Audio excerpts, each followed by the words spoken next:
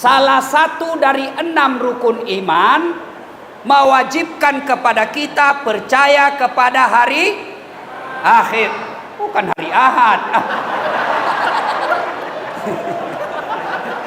Percaya kepada hari akhirat.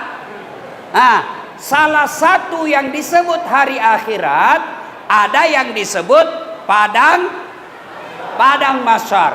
Padang mahsyar kata Nabi, pada saat itu dikumpul seluruh manusia dari Adam sampai kiamat. Bayangkan, siaga tahu ya, dari Adam sampai kiamat, milion manusia kumpul satu tempat dan kita dipanggil satu-satu. Coba, sudah guna suntik vaksin? Sudah? Ada yang belum. Kepala batu. Ustadz, vaksin bikin mati orang. Siapa bilang?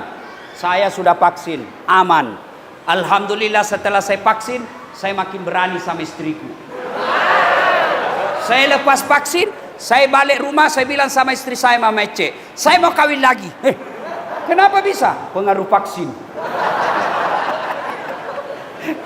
Nah, waktu kita vaksin itu kan, itu hanya 500 orang antri babaris toh, panas. Padahal waktu ngantri kita dikasih kue, ngantri ada payung. Di padang mahsyar nanti ngantrinya bukan 500 orang, ngantrinya miliaran manusia dan tidak ada payung. Kata Nabi, matahari waktu itu seolah-olah panasnya seperti 1 jengkal dari kepala. Bayangkan, panas. Dan waktu itu kata Nabi, tidak ada lagi pertolongan kecuali datangnya dari Allah. Dan pada saat itu kata Nabi, dipanggil satu-satu. Siapa dulu yang dipanggil? Bukan nenek kita yang duluan mati. Siapa dulu yang dipanggil? Yang nama-nama Islam. Siapa? Das'at Latif, Muhammad Amin, Abdurrahman, Mutmainnah, Fatimah, Aisyah. Itu dulu dipanggil. Haji Baco di belakang.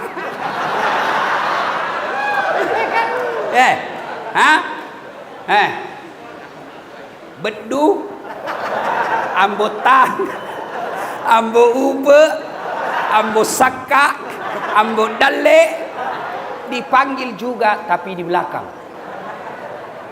Maka kalau ada nama belum Islam, Islamkan mulai sekarang.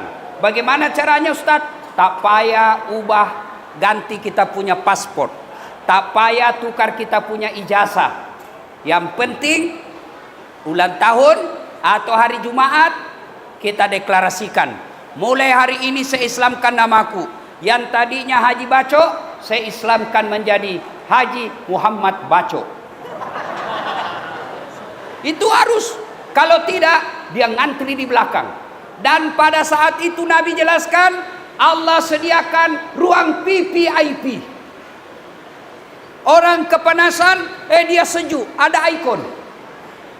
Dia dibagi apa yang dia ingat, apa yang ada di pikirannya, langsung ada di depannya. Dan dilayani oleh bidadari-bidadari. Ya, misalnya kita di sini ruang panas, ada ruang sini VIP. Ada ikonnya, ada makan enak, cewek bidadari layan, luar biasa. Dan di dalam ini ada 7 golongan. Berapa? Berapa? 7. Nabi katakan dimasukkan dalam ruang perlindungan 7 orang. Satu di antaranya adalah kata Nabi, mereka yang menggantungkan hatinya di masjid. Nabi bilang mahasiswaku, mati gitu Ustaz. Kalau diambil hati baru digantung. Beleng-beleng kau itu. Macam mana palenya Ustaz?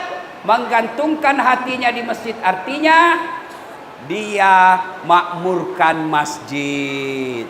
Nah, siapa di antara mereka? Tuan-puan yang membangun masjid ini masuk dalam golongan itu. Ustaz, saya cuma 10 sak semen. Alhamdulillah. Ustaz, saya cuma 500 ringgit. Alhamdulillah. Ustadz, saya cuma 100 ringgit. Alhamdulillah. Ustadz, saya tidak ada ringgit, tapi saya ada tenaga. Saya angka-angka besi, masuk dalam kategori itu. Saya tidak ada uang Ustadz, tapi tidak ada tenaga, tapi saya ada otak. Saya cerdas, saya berpikir. Gunakan otakmu bangun masjid. Saya yang gambar, saya milih, saya yang ini. Itu. Saya tidak punya duit, tidak punya tenaga, tidak punya otak. Macam mana gunanya Ustadz? Aku diam. Jangan banyak cakap. Ada juga tidak pernah datang ke masjid, tidak pernah menyumbang, tidak pernah kerja. Makobawan Allah seke. Nah, memakmurkan masjid. Makmurkan masjid itu kita bangun. Alhamdulillah. Ada orang Pak punya kereta 5. Masya Allah, Alhamdulillah. Rumahnya 4. Alhamdulillah. Anak-anaknya dibelikan semua kereta. Alhamdulillah. Sampai cucunya pun dia belikan lagi kereta. Alhamdulillah. Tapi celaka kau kalau kau tidak bangun masjid. Nih. Muka-muka sakaratil maut. Yang mana itu? Mana. Ini. Hah? Ayo. Maka dia nabita. Ya kau mutama no kiburue. Kalau kau sudah masuk kubur, putus sudah amal-amalmu. Tidak bisa lagi kau sholat, tidak bisa lagi kau haji, tidak bisa lagi kau mengaji, tidak bisa lagi kau Senin Kamis. Yang bisa menolongmu 3. Apa itu? 1, anak yang soleh dan soleha. Bu, oi, bu, bila ibu mati, siapa yang doakan? Suami. Kawin lagi. Ada saya punya kawan di Makassar, meninggal istrinya. Menangis sampai bengkak matanya. Saya bilang, boleh tahan Mbak ini? Baru saya tengok ada laki-laki meninggal istrinya sampai bengkak matanya. Dia bilang, Ustaz, rasanya saya tidak bisa lagi lanjutkan hidupku Ustaz. Ini istriku baik sekali Ustaz. Saya bilang, saya biasa kalau ada laki meninggal istrinya kan paling saja merah matanya, tidak sampai bengkak. Ini bengkak matanya Pak. Selang beberapa saat, belum lagi setengah tahun, saya pergi jogging, olahraga pagi di lapangan Karebosi. Saya jumpa dengan bapak itu. Di sampingnya ada perempuan muda, putih, panjang rambutnya, tidak pakai kudung. Saya tanya, Haji, siapa? Siapa itu? Dia bilang, yang baru Ustaz. Maka begitu meninggal, anaklah yang mendoakan kita. Yang 2, yang bisa menyelamatkan kita dan mengalir terus pahala-pahalanya meskipun sudah dikubur. Yang kedua, yaitu sadaqatun jariyah. Sedekah. Halo, Bu. Oi. Ibu. Ya. Nah. Bu. Halo. Ini semua yang banyak emasnya.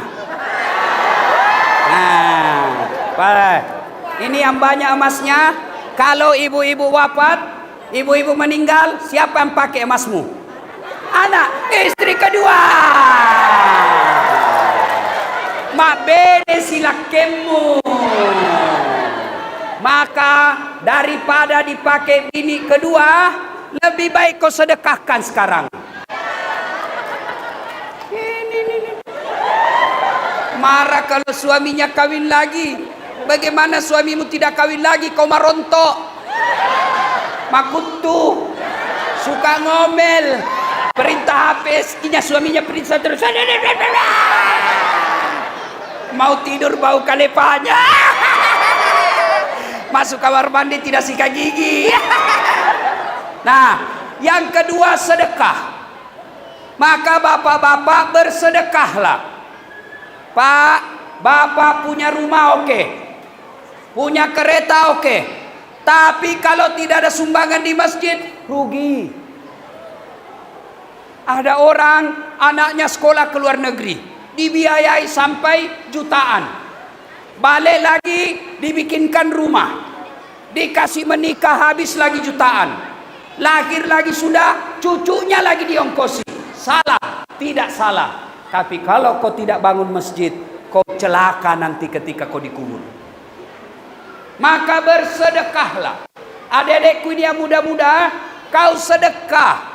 Tidak mesti banyak. Untuk masjid ini, tidak mesti kamu banyak. Tidak mesti 1 juta. Tidak mesti 1.000 ringgit. Ustaz, itu kan dari tempat toilet, tempat wudhu, ke pintu, tidak ada sendal, tidak ada kasut. Kau belilah itu sendal. 10 pasang sendal. Saya tidak tahu kalau di sini. Di Indonesia namanya swallow, sandal jepit, sandal Jepang. Kau belilah itu 10 pasang. Orang pakai ke sini dari tempat wudhu datang ke pintu masjid, dia pakai, maka itu pahala besar buat kalian. Berapa sandal jepit harganya?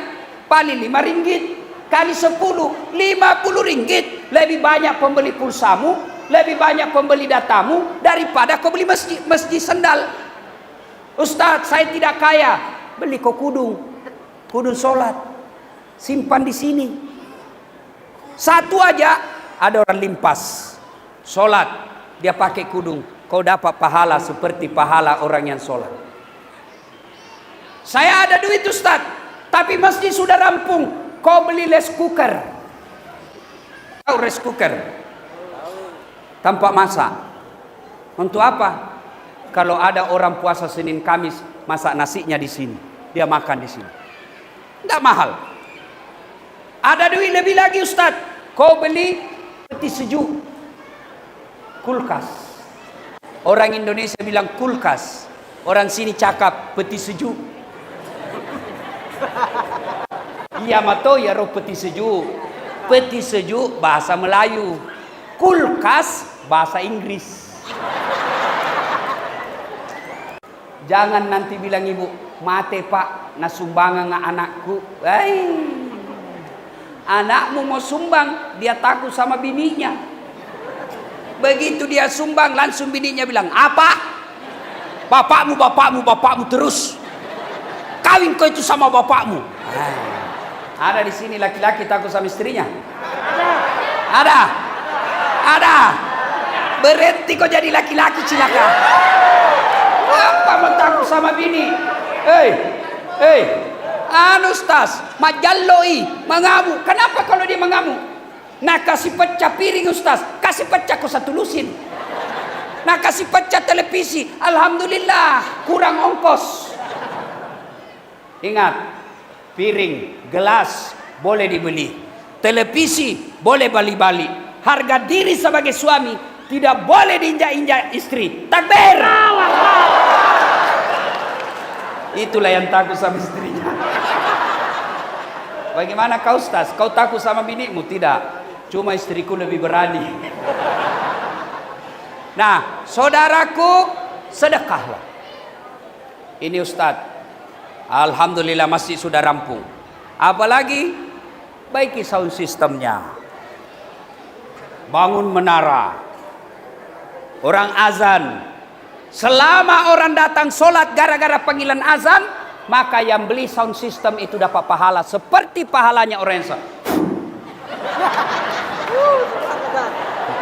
yang ada di dalam paci-paci macam inilah, yang sudah usia sudah mau mati. Nah, di dalam masjid tak ada lagi anak muda. Yang di dalam masjid orang tua semua, yang sudah batuk-batuk.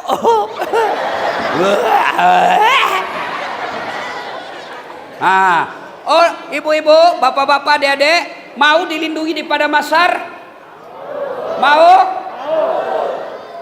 Caranya, mari sholat jamaah. Apa keutamaan sholat jamaah? Dengar baik-baik. Apa hadiah orang sholat jamaah? 1, kata Nabi, kalau dia wudhu dulu, lalu dia ke masjid, maka melangkah kaki kanannya 1 pahala, melangkah kaki kirinya hapus dosa kecil. Jadi misal rumah tadi yang tempat saya makan, ya dari sini ke sana 200 meter, bolak balik 400 meter. berapa pahala dia dapat? Kaki kanan 1 pahala, kaki kiri hapus dosa kecil. Apalagi kalau dia jalan macam ini. Ya kan? Lagi banyak pahalanya. Ya. Mantap. Itu lagu zaman dulu. Kalau lagu zamannya ibu-ibu sekarang apa? Putar ke kiri, nona. Putarlah ke kanan. Beleng-beleng. 2. Nah, kalau gerimis seperti ini, tuan-puan, adik-adik, saudara-saudara, datang ke masjid, basah bajumu, maka yang baju itu basah akan melindungi kamu agar tidak disentuh api neraka. Allahu Akbar. Jadi basah baju karena ke masjid, yang baju basah itu mengharamkan kalian tidak disentuh api neraka. Jangan juga salah paham. Mantan-mantan sudah dengar begini, dia tunggu hujan keras. Begitu hujan keras, dia buka payungnya, baru dia jalan. Itu namanya dogo. Ya. 3. Pahala berjamaah. Apalagi semua materi, pagar, tembok, dinding, tumbuhan, dia akan menjadi saksi. Dan dia berkata, ya Allah, jangan kau masukkan dia neraka, masukkan dia surga. Saya saksinya. Dia datang sholat berjamaah di masjid. Itulah sebabnya tuan-tuan, ketika kita sholat di masjid, sholat sunnah, tiap 2 rakaat pindah tempat. 2 rakaat pindah lagi tempat. Supaya apa? Supaya banyak saksi yang melihatmu. Itulah juga sebabnya Nabi menganjurkan, ketika kau ke masjid, usahakan beda jalan waktu pergi, beda pula jalan waktu pulang. Waktu datang sana, waktu pulang mutar. Jangan juga salah paham. Mantan-mantan dengar ini, dia pergi Bandar Tawau dulu, lalu balik sini, selesailah orang sholat. Salatullah, salamullah ala taha rasulillah. Salatullah, salamullah rasulillah. Oke, pahala berikutnya berjamaah 27 kali lipat. Artinya sekali sholat di masjid, 27 kali sholat di rumah baru sama. Coba bayangkan, 1 kali sholat di masjid, 27 kali sholat di rumah baru sama. Itulah disebut lipat 27 kali. Apalagi kalau tuan puan pakai sikat gigi. Kalau sikat gigi 70 kemuliaan. Bayangkan banyaknya pahala dia dapat. Apalagi pahala berjamaah di masjid, insya Allah di masjid lebih khusyuk. Kenapa Ustaz? Kau tak payah lagi pikir, ini sudah tahiyat atau belum? Kalau di rumah, ini sudah 2 atau 3. 2 atau 3. Belum lagi kalau di rumah banyak gangguan. Begitu takbir, Allahu Akbar, tiba-tiba kucing naik meja. Tas singkap, patok kok balik. Ada ikan sudah digoreng, ada kucing naik, tidak ditutup. Pusinglah kau, labet ni balik. Labet ni balik. Akhirnya apa? Dia baca Qul a'udzu birabbin nas, Malikin nas. Kalau di masjid lebih khusyuk. Berikutnya di masjid insya Allah ada disebut doa bersama. Tuan-tuan, puan-puan, adik-adik tak tahu berdoa, tak tahu macam mana berdoa. Tapi ada ulama jadi imam, dia berdoa, kemudian mengaminkan semua orang di dalam. Imam berdoa, yang di dalam semua mengucapkan amin, maka semua orang dalam masjid dapat pahala doanya itu. Itulah sebabnya Pak Imam, kalau jadi imam, mimpin sholat, mimpin baca doa, bacalah doa yang umumnya orang hafal.